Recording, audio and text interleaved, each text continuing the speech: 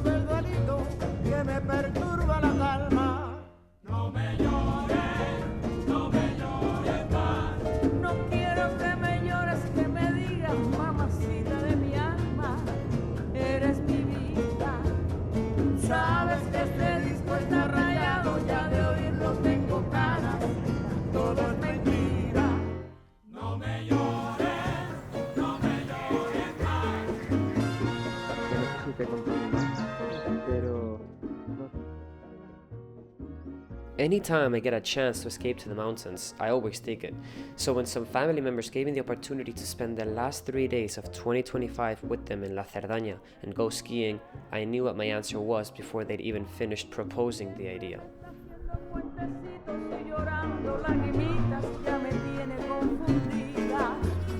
No pienses que yo trago mi negrita, ese cuento no me manda ni me turba los sentidos. No me llores, no me llores más.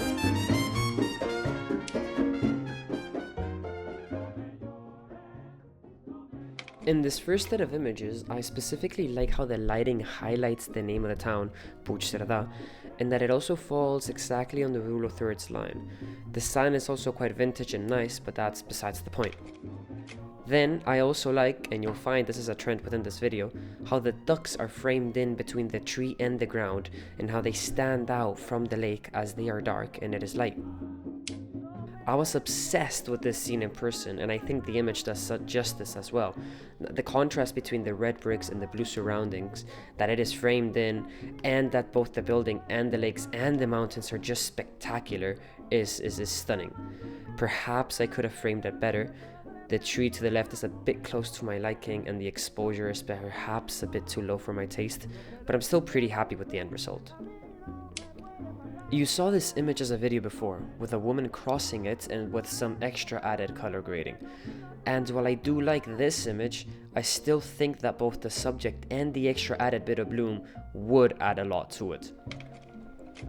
In this viewpoint, they had this horse statue silhouette thingy, which looked real nice with the mountains in the background, so I simply framed it and I liked the outcome. As an added plus, the road on the bottom right hand side looks like a mouth, which was unintended, but a very funny addition.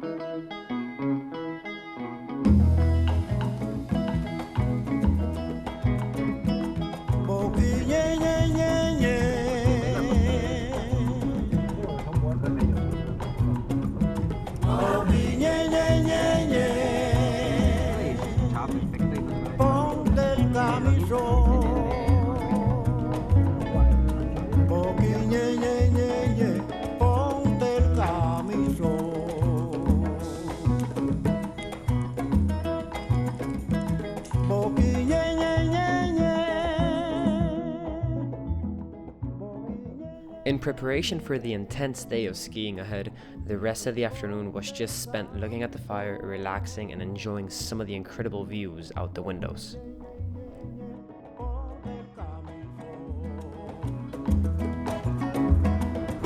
Así decían, pero allá por el malecón,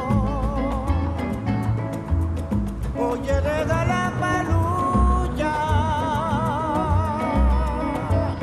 y ponte a bailar el son.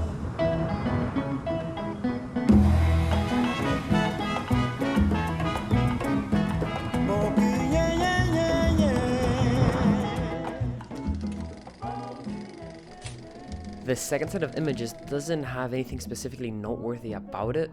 The mountains in the background do a lot of the heavy lifting for it. Nonetheless, I still quite like these shots, although they may be on the simpler side.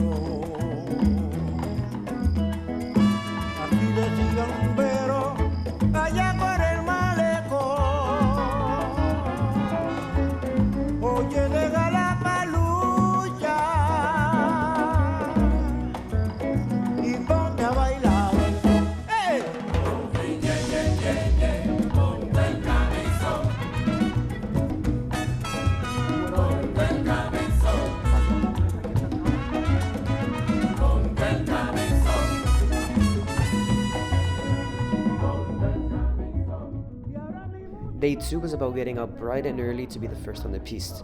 As it had evidently snowed a lot the past few days, we were not even close to the only ones that had decided to come up to ski, especially having in mind the week that we chose. Nonetheless, regardless of the queues or delays we had, this sunrise was one of the most spectacular ones I've ever seen. Only a few of these videos actually managed to capture it, if at all.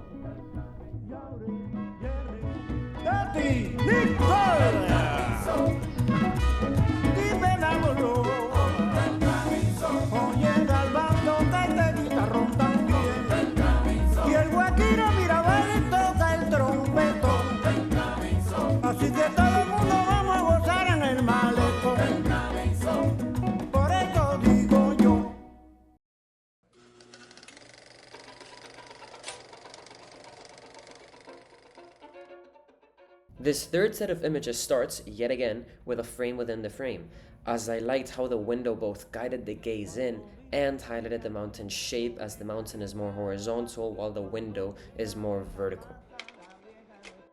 I really liked the colors, the composition, and the overall exposure of this one, except that for whatever reason I missed adding the mountains in the background. So while the dark house guides the gaze to the lighter sunrise, I feel like the image is missing a subject to land upon, which could have been the mountain.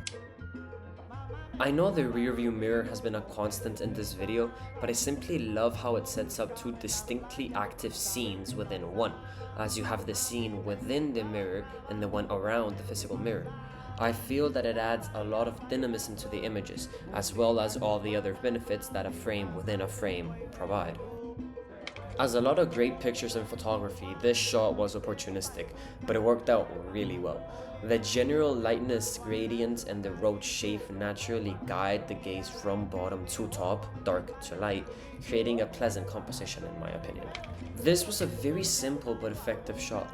The natural color contrast between the trees and the sky, the diagonal line that the trees create, and yet another gradient from dark to light, left to right, all work, I think, cohesively to tie the image together to make something that looks good. And finally, probably my favorite shot of them all. What would have otherwise been a discarded shot or simply an honorable mention ended up having a completely different dynamic thanks to the condensation that had built up on the windshield. The reflection created by this condensation and the slight blur that it added to the edges, I think go a long way in separating this shot from the rest and giving it a more artistic feel, more so than just being an image.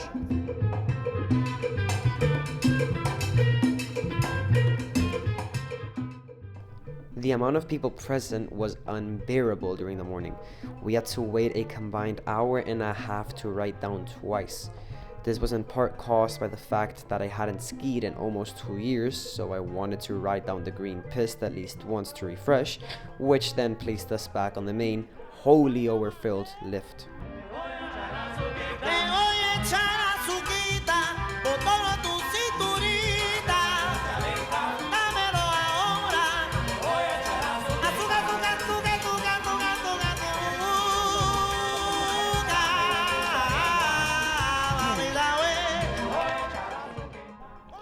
On another note, as visible by the video quality, I decided to leave my camera at home. I didn't want to risk my X-T2 with my inexperienced skiing, so I was relinquished to my Nothing Phone 3 to record and photograph what I saw.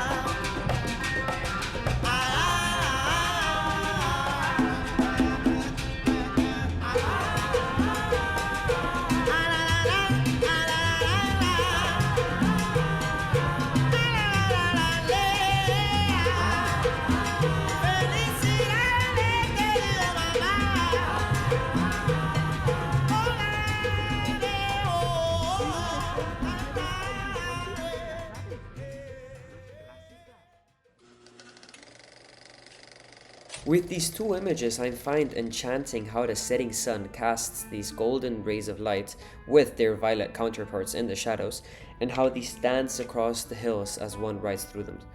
I've said it a million times, but I just can't get enough of the mountains and the sun while up there.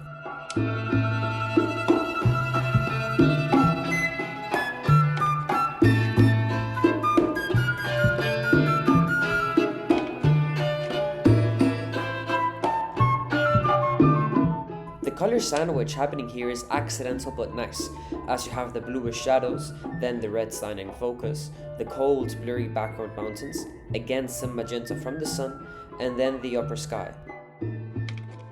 This image was supposed to be sharp, but the fact that it isn't is even better in my opinion. The blurry sun's gradient, as seen through the tree, creates a nostalgic vibe. It's as if it's a childhood memory that I'm seeing, and not a recently taken picture. Ultimately, that's the purpose of photography, to transmit feelings and emotions rather than just a lovely image. That is why I really like this photograph.